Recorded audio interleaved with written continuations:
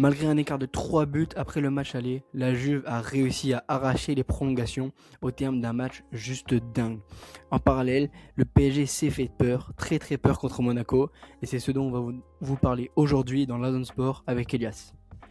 Ouais, bonjour à toi, Zéphyr. Pas de Arthur aujourd'hui. Il a des obligations scolaires.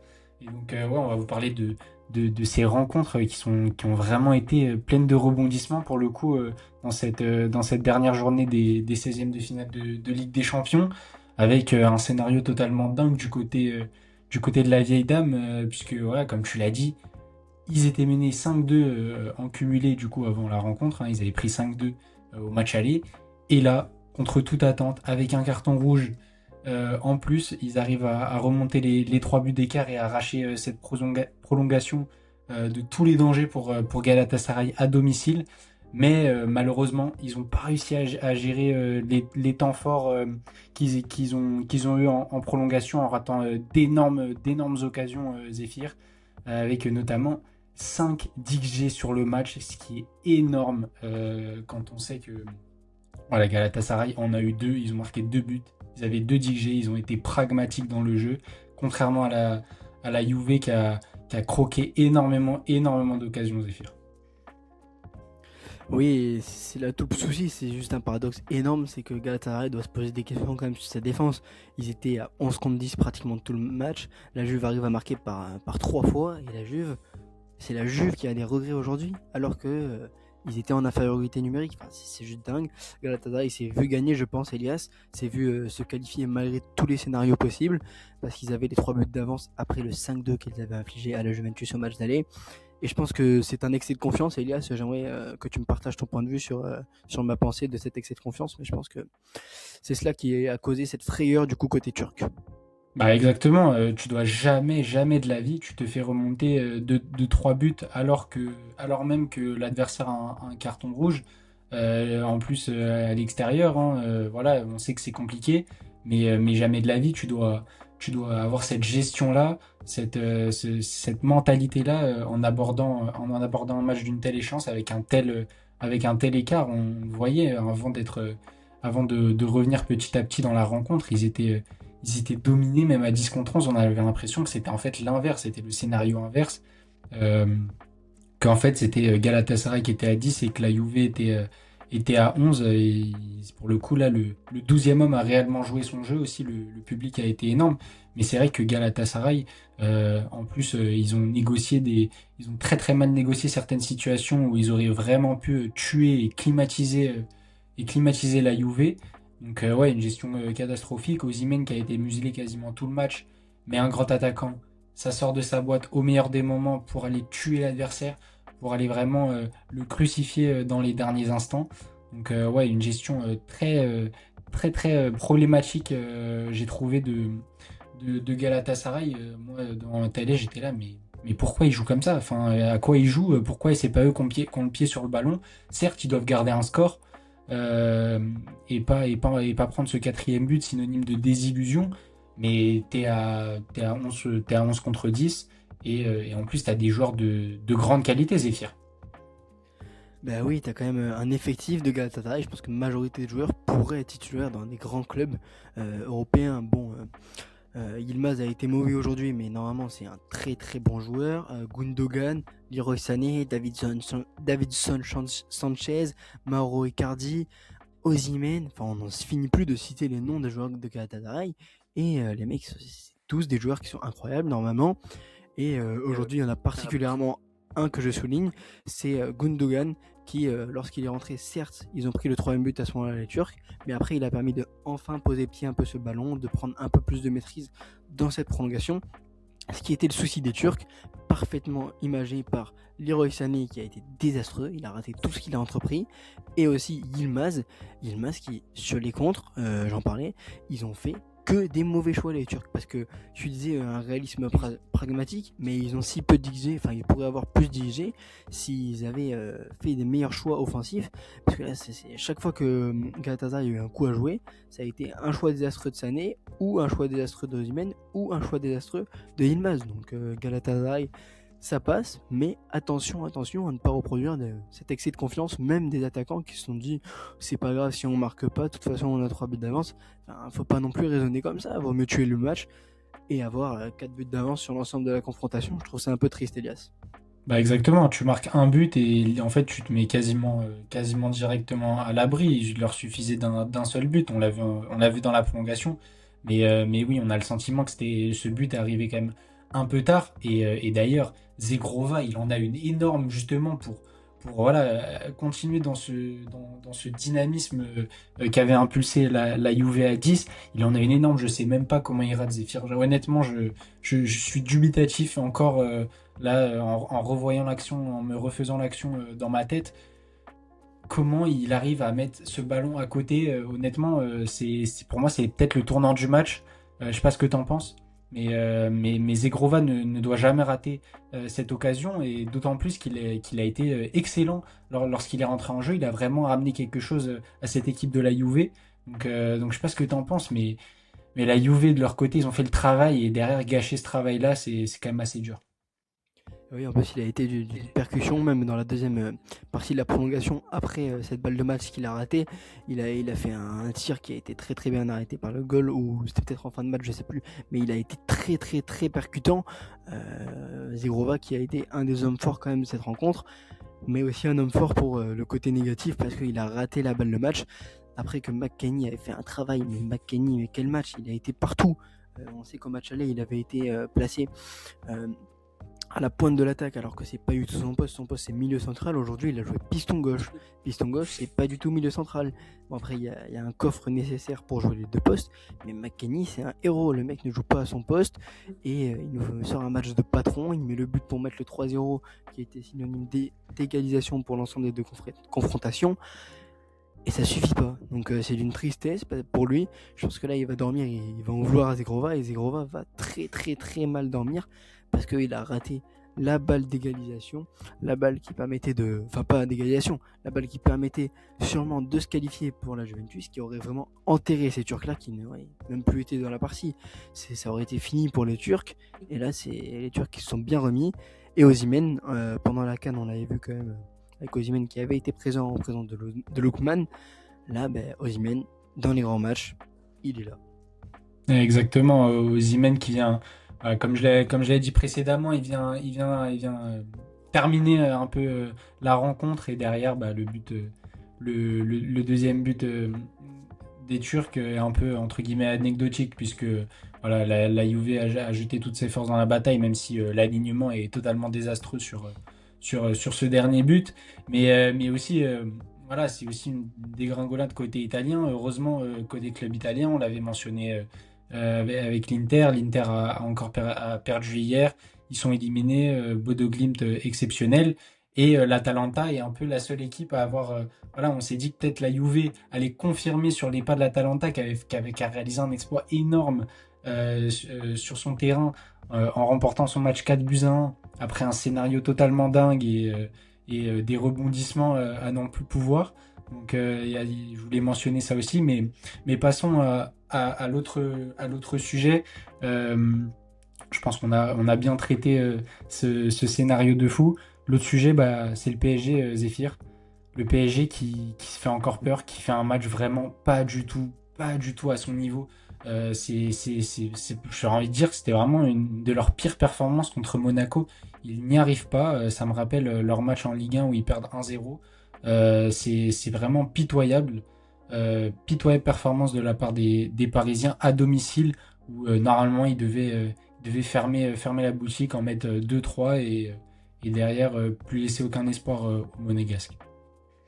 C'est vrai que moi qui suis supporter lensois et qui n'espère qu'un PSG se foire en Ligue 1, je suis comme ça lorsque le PSG joue de cette manière-là, parce que c'était un PSG très très peu rassurant. On l'a vu, Elias, le PSG qui était mené 1-0 dans ce match, et qui du coup sur la double confrontation, le Monaco était quand même revenu à 3-3 sur l'ensemble de la double confrontation, pardon. Et le PSG qui se remet encore une fois, comme la semaine dernière, un carton rouge quand même, Elias, et c'est inquiétant de dire que le PSG, pour pouvoir gagner contre Monaco, qui est un 7ème de Ligue 1, doit par 2 fois avoir besoin d'un carton rouge. Bah oui, totalement, totalement. On a ce sentiment-là. En tout cas, moi, en tant que Parisien, j'ai le sentiment que pour gagner un match de Ligue des Champions, maintenant, il faut affronter une équipe qui reste sur 9 matchs. Pardon. Ils ont pris 9 cartons rouges sur l'ensemble de la saison, ce qui est énorme, et donc 3 sur les 4 derniers matchs. On a besoin on a l'impression qu'on a besoin d'affronter ce genre d'équipe pour se mettre réellement à l'abri et encore se mettre à l'abri parce que ok, on marque en l'espace de 7 minutes après le carton rouge nos 2 buts, mais, euh, mais ensuite on se fait extrêmement peur dans les arrêts de jeu. On prend un but totalement, totalement inexcusable pour la défense. Hein, Pacho qui la remet dans l'axe et Hernandez il est en retard. Hein, il était rentré à la place de Nuno Mendes et il est fautif sur le but de Thésée qui vient redonner espoir à Monaco. Et là on se dit, attends, les scénarios rocambolesques qui peuvent aussi arriver du côté du parc. Moi, il y a pas que du côté de la vieille dame que ça peut arriver. Et il y a c'est cette dernière action, ce coup franc qui, Woodface, honnêtement, je pense que c'est un meilleur défenseur qui a un meilleur jeu de tête, mais il arrange la tête. Et ça va en prolongation. Et attention le PSG, attention à la lecture qu'on peut avoir d'eux sur la saison, parce que derrière, ils affrontent Chelsea ou Barcelone, des adversaires beaucoup plus renommés, beaucoup plus forts physiquement, techniquement et athlétiquement. Donc attention au PSG, Zéphyr. Est-ce que tu pourrais revenir aussi moi, j'aimerais revenir avec toi sur ce qu'a proposé Monaco. J'ai trouvé ça très cohérent et très bon ce qu'avait fait Monaco aujourd'hui. Juste par rapport à ce que je disais pour moi sur Barcelone et au Chelsea. Barcelone et au Chelsea ne sont pas non plus les équipes les plus régulières cette saison en termes de niveau de jeu. Le PSG non plus. Moi je ne m'inquiète pas réellement si le PSG joue Barça ou Chelsea. Le PSG peut monter en puissance et je les vois quand même. Peut-être ils l'ont pas fait aussitôt que l'an dernier, ou l'an dernier ils étaient vraiment montés en puissance à partir de l'année 2025. Cette année ça peut prendre un peu plus de temps. On sait qu'il y a eu plus de blessés à cause de la Coupe du Monde des clubs, les joueurs qui ont un rythme du coup plus de fatigue musculaire, plus de fatigue mentale. Et ça peut prendre plus de temps, mais moi ça pourrait être enfin le moment, un match contre Barcelone, le moment où le PSG lance vraiment sa saison européenne, pardon. Donc pas tant de soucis à se faire, je pense qu'il faut pas non plus se dire oh là là on joue le Barça, on joue Chelsea. Le PSG est quand même devenu un grand club qui peut faire de belles choses contre de belles autres équipes européennes.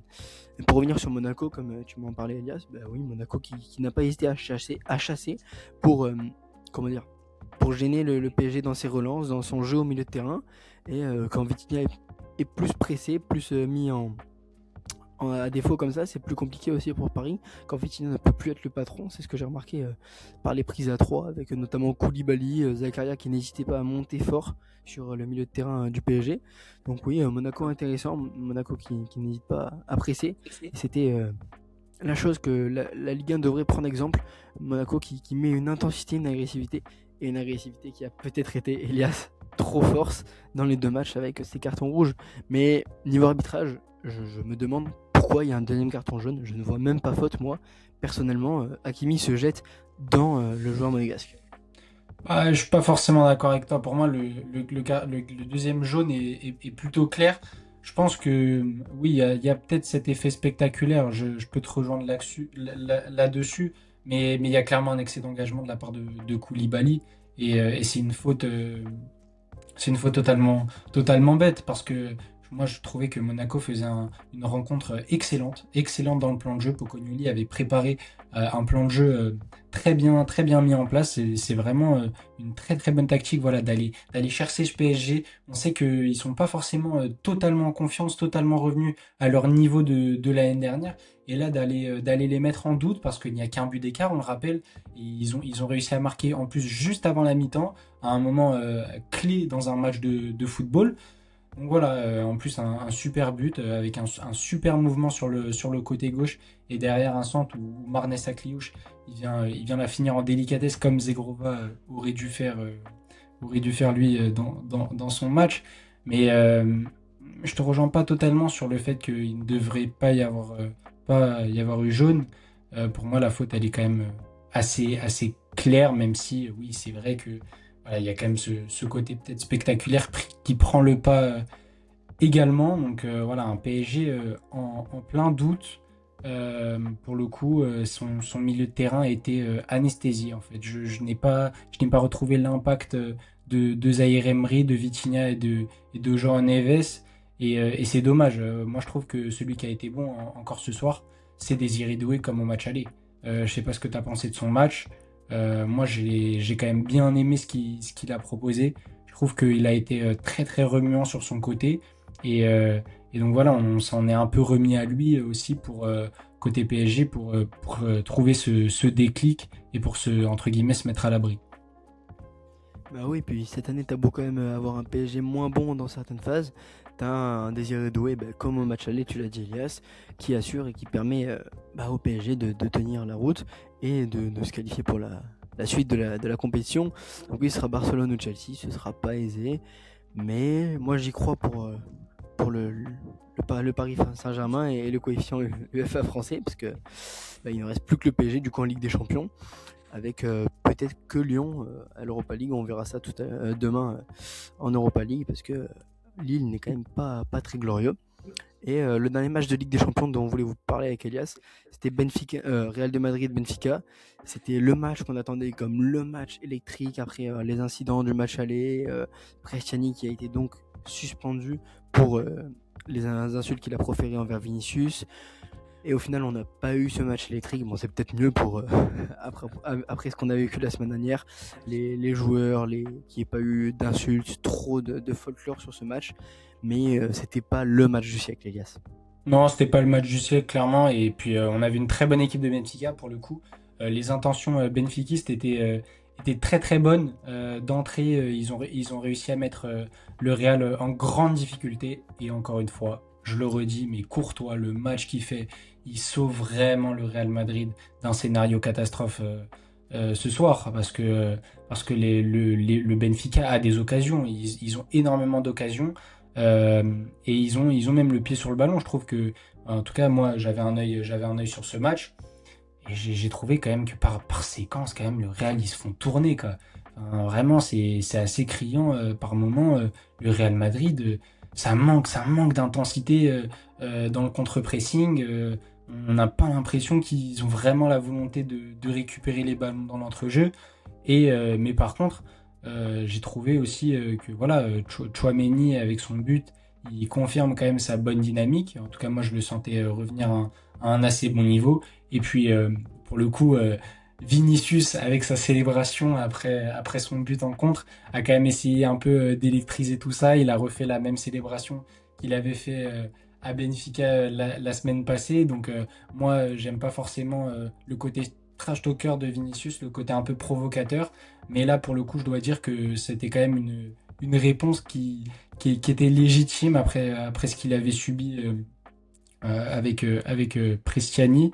Donc ouais, le Real, pour le coup, attention s'il tire Manchester City en huitième. Voilà, je pense que si c'est le Sporting, ça devrait quand même aller. Je sais pas ce que tu en penses, mais si c'est Manchester City, ça devrait quand même être assez difficile.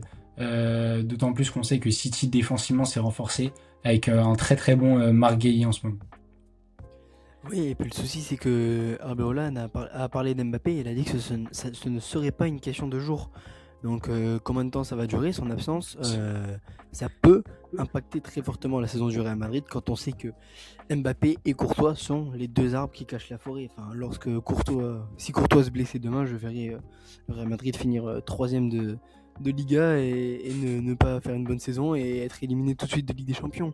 Et pareil pour Mbappé. Si Mbappé ne peut pas rejouer de la saison, c'est impossible que le Real fasse une bonne saison. Ils sont Mbappé et Courtois dépendants. Et heureusement que ces deux-là sont à des niveaux mais monstrueux, Elias. Ces deux-là sont, comme je l'ai dit, des écrans de fumée. Ils permettent au Real de se maintenir en vie.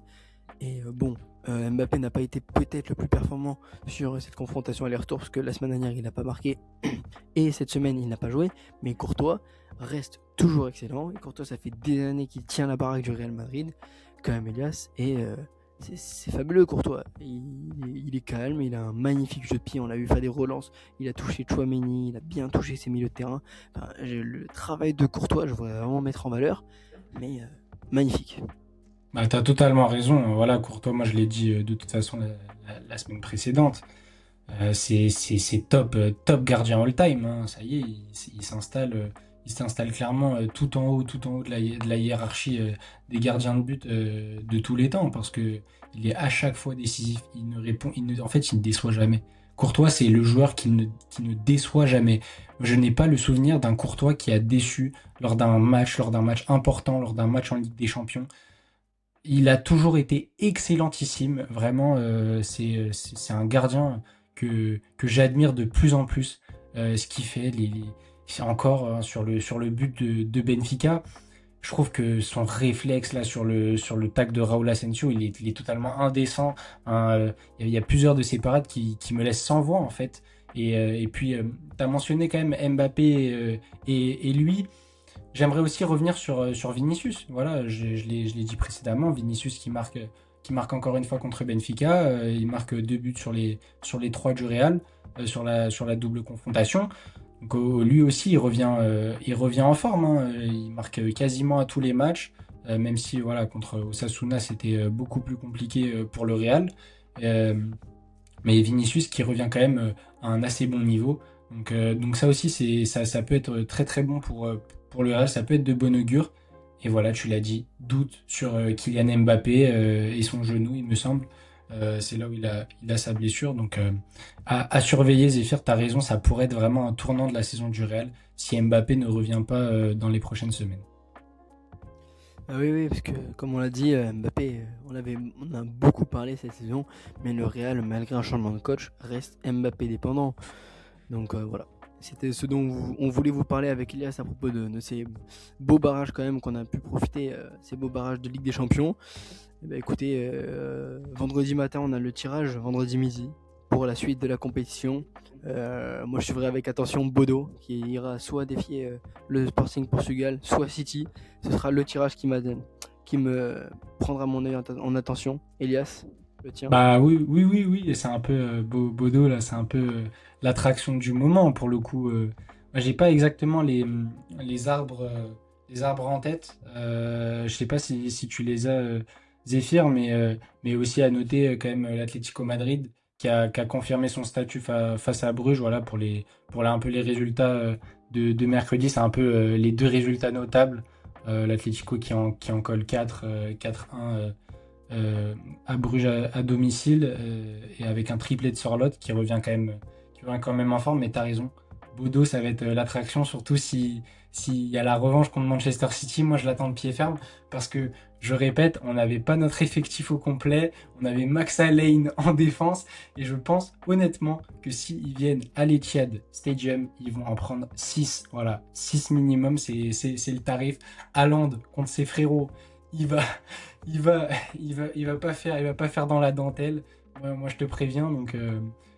Voilà, je pense que c'est un peu l'attraction du moment, Bodo. On aimerait bien un parcours de fou. Si en tout cas, s'ils tombent contre le Sporting, ils sont clairement, ils vont clairement pouvoir rêver. Donc là, de toute façon, ils peuvent rêver de tout, même s'ils tombent contre Manchester City. Ouais, on vous tiendra au courant vendredi avec Zéphyr. Donc voilà, Zéphyr, je passe un mot de la fin, peut-être un mot tennis. Je sais que toi, tu es un peu un spécialiste tennis. Je sais pas s'il se passe des choses intéressantes là-dessus. Mais donc voilà, c'était un peu votre débrief de ce qui s'est passé en Ligue des Champions. Et on se retrouve ce week-end au soir pour vous débriefer les championnats et les courses au titre. Oui, juste petit mot tennis. Bah, hier, il y avait Arthur Fils qui devait jouer contre Jerry Leka, mais qui n'a pas pu à cause de. Bah, il disait un souci à la hanche, mais en vrai, je pense qu'il veut juste se reposer parce que il veut pas trop enchaîner pour pas trop solliciter son dos. Il avait dit qu'il serait prêt à faire l'impasse sur certains tournois, mais le Français qui nous réjouit dans ce tournoi de Dubaï, c'est Arthur Rinderknecht qui a gagné contre Jack Draper pour son retour tout à l'heure et il jouera son quart de finale demain contre Andrei Rublev. Très très belle affiche à suivre et on se retrouve à très bientôt dans la zone sport.